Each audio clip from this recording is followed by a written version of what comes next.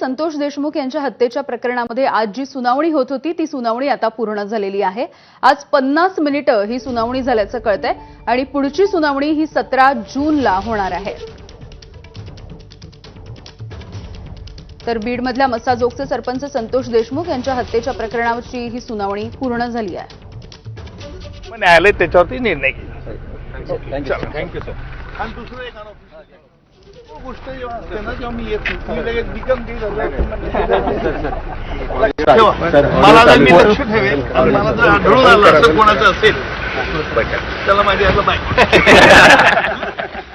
बोलत पैसा चालेल ठेवा निकम गेला म्हणले